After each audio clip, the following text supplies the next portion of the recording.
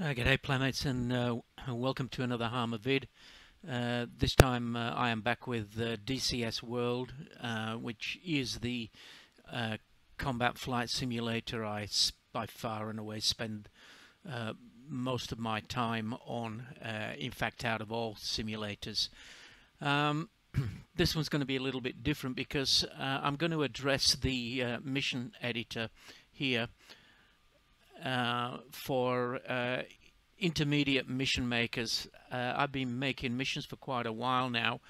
The thing is that I have tried to delve into the scripting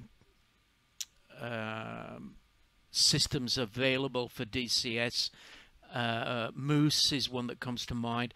The only problem is they're just way too complicated for me, so I only basically use the tools available that DCS have provided.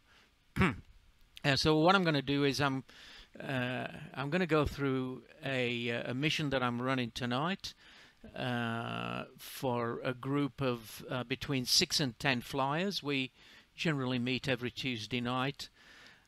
We have our own TeamSpeak and our own Discord, so we can run SRS on that as well. But before I go any further, first of all, apologies if you can hear the background air conditioning unit running. It is still rather warm here in Australia. It's still summer for us, so I hope you bear with me. Okay, mission editor.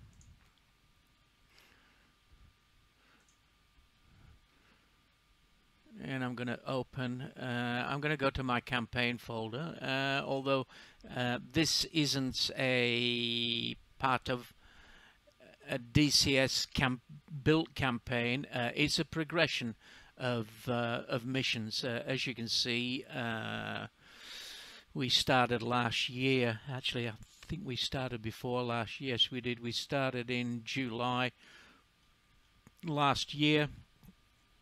And as you can see, I ran a couple of missions in December, one in January, one in Feb, and I also sometimes do training nights as well. But anyway, let's open this up. It's part of our ASOR 234 Squadron Caucus campaign. The reason why I use Caucus is that we do get new players from time to time that don't have the Gulf maps or any of the others, so it basically means beginners can join us.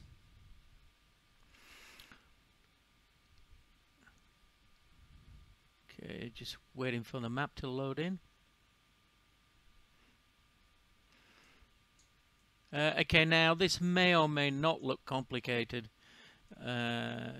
to mission makers, but basically we're the blue players, and then the AI are the red players. So our campaign missions are all PvE. So basically what I generally do is, after I've run the mission, I usually take the red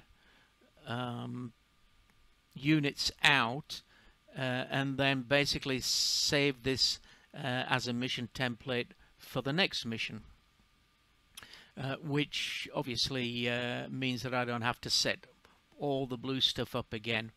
Okay, so I guess the first thing, I'm not going to go through all the simple stuff like how to put units on. I mean, there are heaps and heaps of videos for all the basic stuff.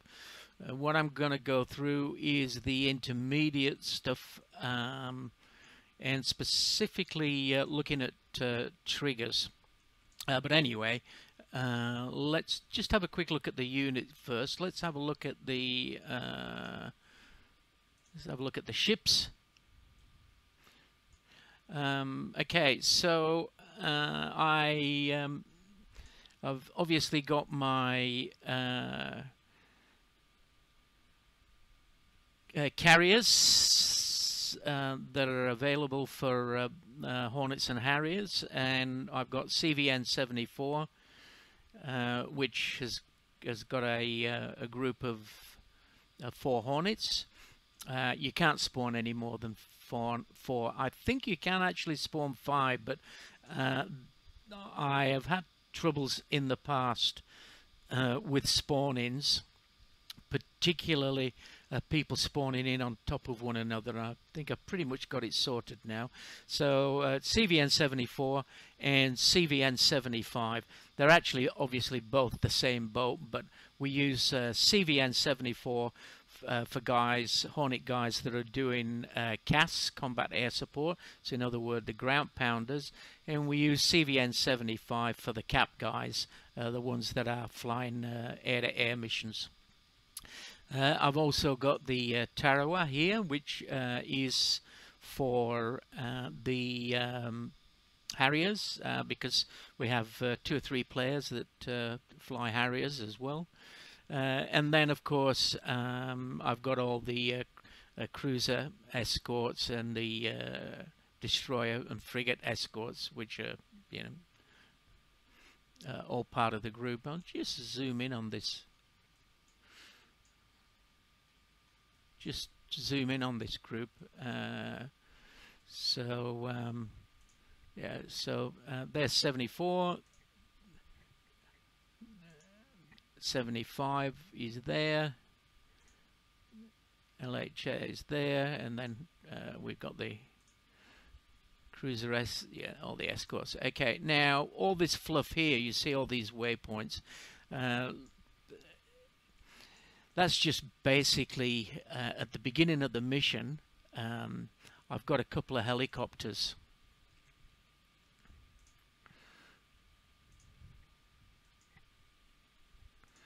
And they basically just fly around because the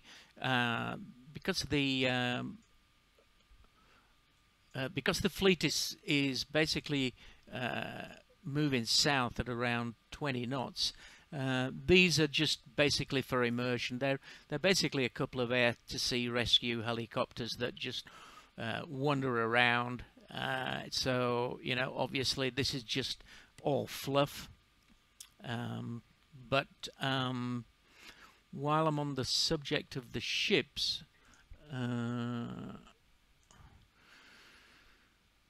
I need to go through, maybe give you an idea of what I'm using. Here's the here's CVN 74. Skill is excellent.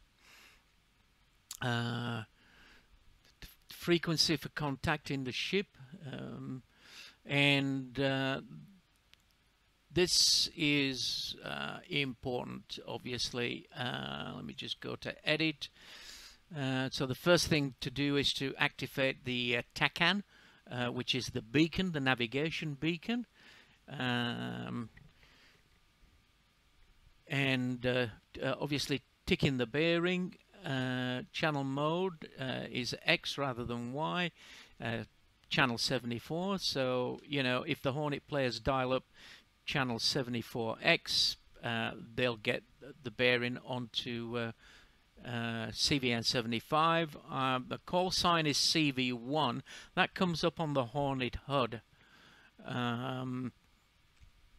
when they actually lock on to channel 74.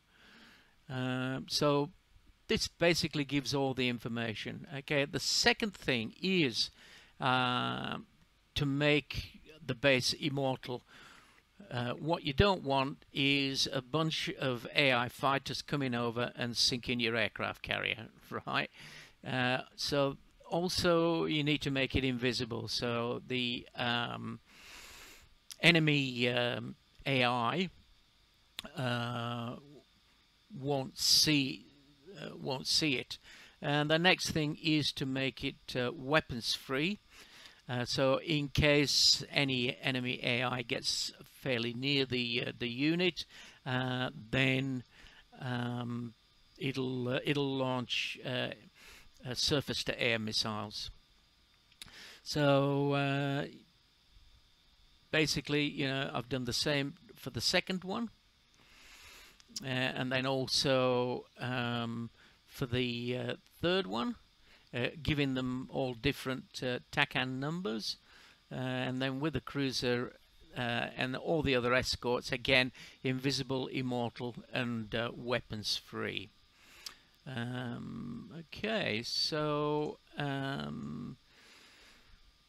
that's our naval base. We've also got, at the beginning of the campaign, Novorossiysk was in enemy hands.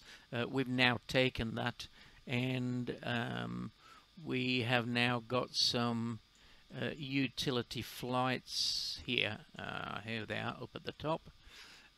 We have got a couple of Su-25Ts, a couple of Frogfoots, mainly we're basically still using those guys for seed missions, although the Hornets are able to do seed missions. That it's a little bit spotty at the moment. The Su-25T is the best seed aircraft currently in the game until the Hornet seed capabilities get better. So often we'll use a couple of these to do seed missions. They're also handy for new players that only own the Caucasus map and the free Frogfoot. Then I've also got a couple of Eagles. Similarly, they can be used by guys who have just basically spent I think around about $15 for an Eagle. They're not a fully fledged DCS module in as much as all the cockpit knobs and dials and switches can be clicked, but again, they're there for new players. And then I have a couple of Warthogs here. We do have a couple of players that still like flying these. So and again, all this stuff around here is all fluff. For instance, here there's a group of infantry that marches around the airport. I've got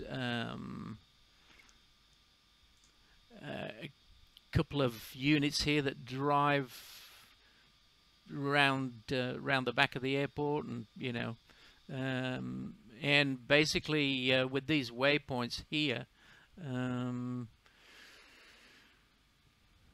they will actually snap. They'll actually snap to the road if you use the on-road type of waypoint. So you know, they'll drive at 11 miles an hour, which is pretty slow, but who cares? I can't be bothered changing all these, and they'll basically, you know, just keep running around. Obviously, I've got air defense and radar set up here. If any bogus bandits want to try their luck. Okay, so I guess I better now go through the aircraft.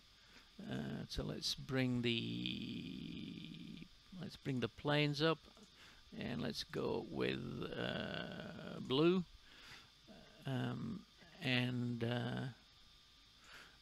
Okay, so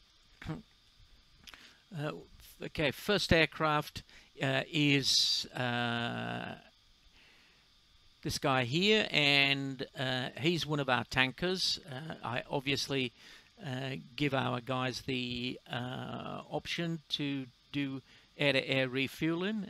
So this one's Arco, and here's its advanced waypoint actions. First of all, its task is refueling. Comms are set up here. and again you activate its TACAN, which is 2X. Its name is ARC. That'll come up on the HUD, and again it's invisible and it's immortal. So let's have a look at the here's the other one, Texaco. So the two tankers are near to each other, and they each pretty much share the same waypoints, so that basically 4 aircraft, up to 4 aircraft, can tank with these guys. And again, activating the TACAN 1X, call this unit Tex, and again invisible and immortal. So 2 tankers, and then of course the next one here is AWACS. And with the AWACS, you need it to be fairly high. AWACS starts out at 22,000 feet. If you want to have a look at him, here he is, old Tiger Tails.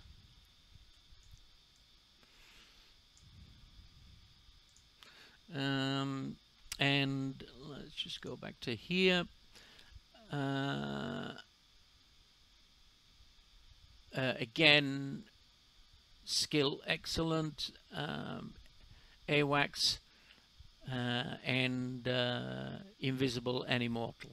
Okay, so those are our 3 support units, 2 tankers and AWACS.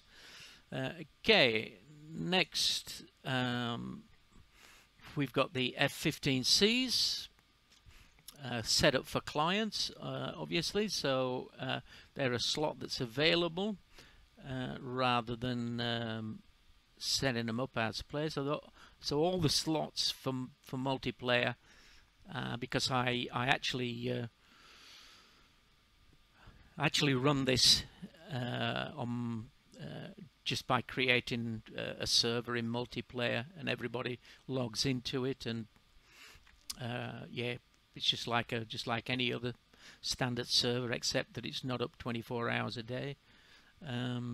So it's important that you've got to use client slots for the flyable aircraft, otherwise they won't be able to be used. Okay, now, so we go to the first of the Harriers, and what I do is here, rather than create a flight of 4, I actually create 2 flights of 2, and I think that for me this is personally more manageable, because then you have got rather than 4 aircraft which are grouped together, you've got 2 lots of 2, so you've got a leader and a wingman, a leader and a wingman.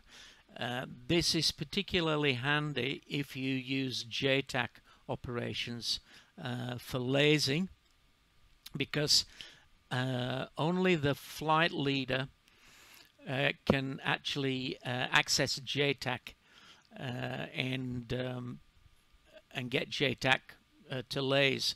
So the problem is, if you've got one group of 4 units, then only the flight leader of those 4 units can call up JTAC, whereas if you split them into 2 groups of 2, 2 leaders can do that. So it's a little bit more work, but as I say, once all this template's been set up, I'm just using it over and over again for each different mission in the campaign. So I have set my 2 Harriers up, Harrier 1 and 2 on the Tarawa for CAS. So there's 1 and 2, and then pilots 3 and 4 are the other pair of Harriers there, and then we've got the 8 Hornets. And again, I've done exactly the same with the 8 Hornets. I've split them up into 4 flights of 2 pairs. So 1 and 2. Okay, now the other thing is, which is quite important, which I had a lot of problems with early on, is getting these guys to spawn in onto the carrier without spawning in on top of each other and moving around and crashing into each other and blowing each other up, whatever. So this is really important that you set take off from ramp and plonk them on the carrier, and that you use parking bay number 1, so that's for number 1.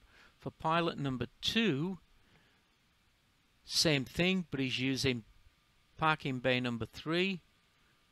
Pilot 3 is using parking bay number 2, and pilot 4 is using number 4. And similarly for the other, same thing for the other. 1, 3, 2, 4. Okay, and then we got down here the auxiliary flight, the Frogfoots 1 and 2, and the Warthogs 1 and 2. Okay, now just another word of warning again about spawning in on the carrier. Because it's my server and it's my mission and I run it from my computer, what I do is I basically spawn in by myself without any of the other players, and I spawn in paused into the mission paused, and then I unpause the mission, and then I ask the other guys to spawn in, and I generally find that that doesn't cause any accidents.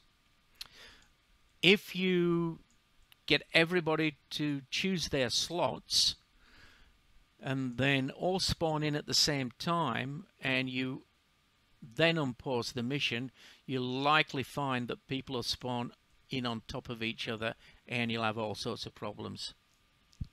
So that's a bit of a tip there. Okay. Alright, so I've gone through the bases, I've gone through the units, I've gone through the support. Okay, now basically with the AI, what I generally find easiest for us is that we have two types of missions. We have a cap mission, where the guys who are flying cap will try to take down enemy aircraft. And then we've got the CAS element, which are the combat air support, air to ground guys. So, you know, I'm basically giving my players a choice. They can either go air to air, or they can go air to ground. And some of the guys just prefer to do one thing. Some of the guys like to mix it up a bit. So basically the ground part of the mission tends to be for me the easiest. Just to give you an idea, I'll just bring the mission briefing up. I actually number the missions actually by letter, so we're at the letter H. So this is Operation Hercules. Red is the Russians, blue is Australia, Georgia, UK and USA, which are all set up earlier. And then the situation here is just basically an intro. That doesn't change at all from mission to mission. So you know, welcome to the Caucasus, blah blah blah. There's just some background information. ASA 234 is in support of NATO operations. We've got a guard channel, which is 234 megahertz, and then individual flights are just set as required. Having said that, we do use SRS for immersion. Okay, however, this is the bit here, the mission that changes every week. However, the air assets don't. So I'd obviously leave all this alone. So we've got the two tankers, TACAN 1X and 2X, Hornet set channels 6 and 8. Find this really useful. The guys really like that they just basically flip to the channels and get the right frequency.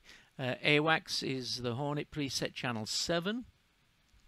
Okay, these are just again, these don't change from week to week.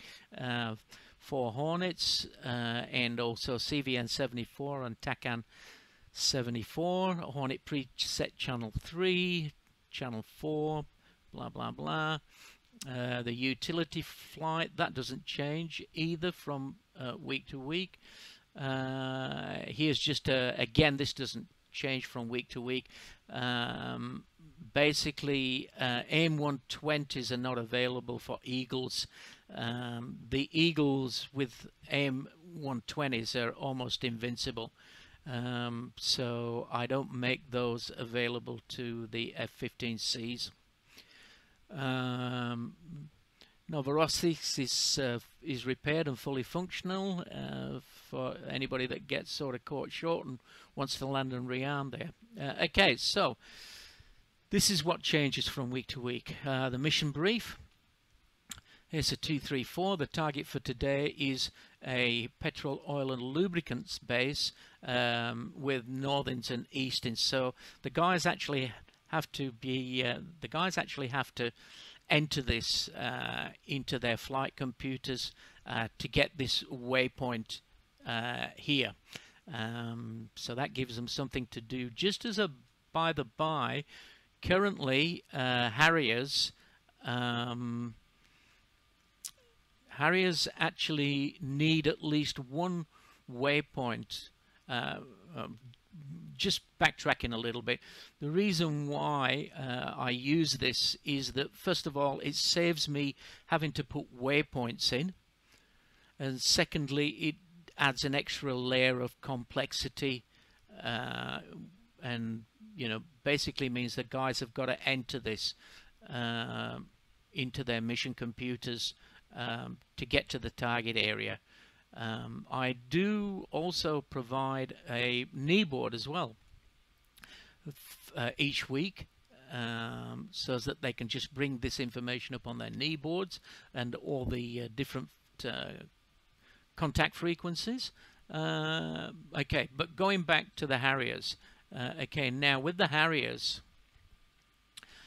you need to set at least one waypoint for them to be able to input this information. If you don't put a waypoint in for the Harriers, then they won't be able to input this flight information, which is a bit of a known bug, which currently hasn't been addressed.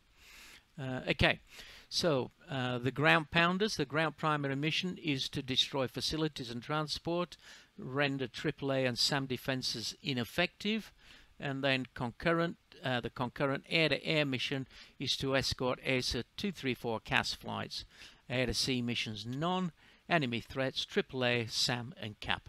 Okay, so so basically, if I just zoom in onto the mission waypoint, it gives you a bit of an idea. Let me go to satellite. See this a little bit better. Okay, so what I've done is I've taken an area in the mountains, just in the valley there, and I've added AAA here. I've added a SAM 18 here, a AAA ZU-23, again a Shilka here, AAA, SAM, and a and also yeah, and I think here, yeah, I've got a MANPAD there. Okay, so that's the first thing I do is just dot some air defenses around the place, and then what I've done is I've basically tarted this up. First thing, I've added 3 ammunition depot warehouses. Then I've added another 3 warehouses here, and then I've added some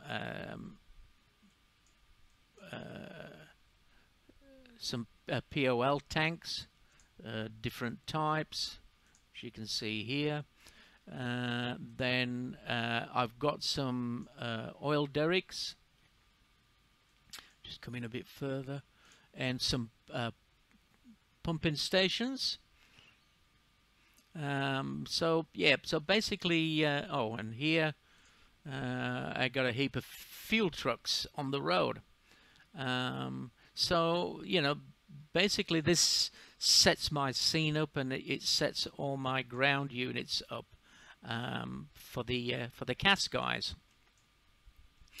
Okay, and as you can actually see, I've still got some bits and pieces left over that I've just left there from the earlier missions, just in case I need them again, you know. So I've got some ships here. I got a train here across the railway. I got a armed speedboat, and I got a railway station here, and again some more trains and rolling stock, so on and so forth. So yeah, you can sort of still leave these in the map